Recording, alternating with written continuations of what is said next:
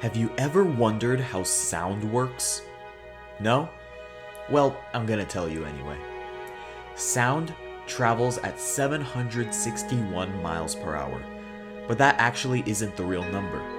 The speed of sound depends on a lot of things. For example, the temperature and the medium. A medium is just a material that sound can go through. For example, if you talk out loud right now, your medium is air, because the sound is going through the air. But if you scream underwater, sound slows down because the medium becomes water. One medium that sound can't go through, however, is outer space. Nothing, not even the loudest sound in the world, can be heard in space. That makes outer space a lot scarier, because out there, you can't hear anything at all. Sound is actually pretty similar to light. They both travel in waves, and both of their speeds depend on their surroundings. One thing that's different, however, is that light can travel through space. That's why you can see in space, but not hear.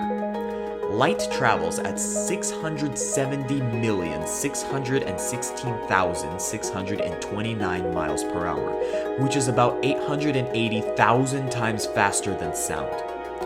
That is why when you look at a firework, you can see it explode before you can hear the actual boom, even though light and sound started the race at the same time.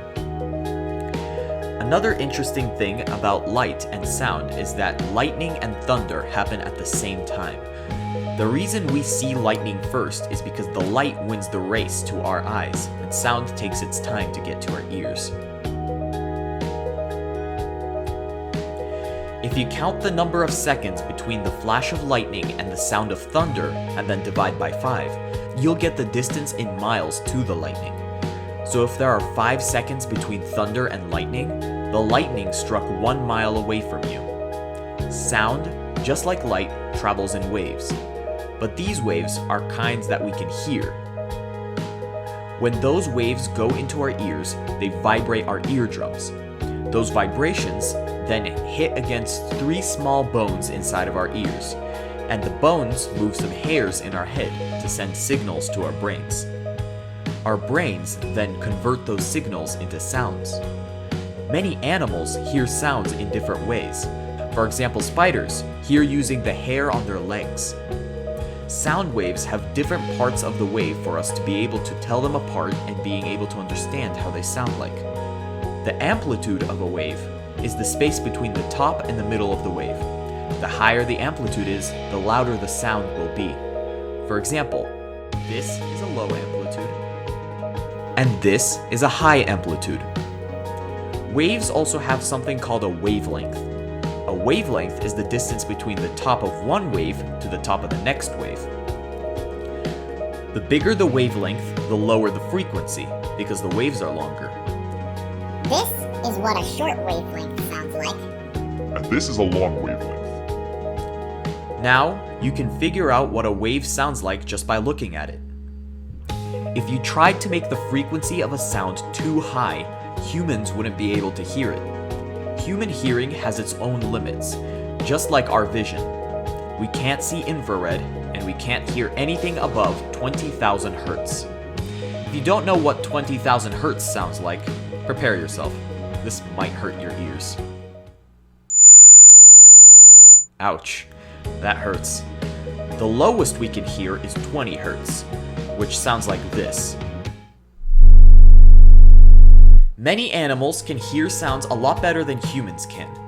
Dogs, for example, can hear up to 45,000 hertz, and cats can hear up to 64,000. Since bats can't see very well, they use sounds to see what is around them. When a bat wants to see, they let out a supersonic screech that humans can't hear. That screech bounces off of nearby objects and goes back into the bat's ears. Then, the bat's brain converts the echoes from the objects into a rough image of the real world. This process is called echolocation. Because bats need to see to hear, they can hear up to 110,000 hertz. That may seem like a lot, but beluga whales can hear a lot louder. Since they are underwater, They need to communicate with each other from long distances with loud whistles. Sound waves don't travel too well in water, so the frequency of sound needs to be bigger for them to be able to hear it. That is why whales can hear up to 123,000 hertz. You think that's big? Well, there is one animal, an animal that has the best hearing in the entire animal kingdom. Their ears surpass anything even a beluga whale could imagine. That incredible animal is the moth. Okay, let me explain. Bats can hear good, very good. That is why they use echolocation, and moths are bats' favorite food. But a moth doesn't want to be eaten, so the moth evolved a sense of hearing that surpasses the bat, so that the moth can hear the bat coming after them before they are eaten. This has been Event Horizon, Season 1, Episode 5, When Sound Waves Wave Back. If you liked the video, please consider subscribing for more episodes with easy answers for hard questions. And remember, no question is too stupid to be asked.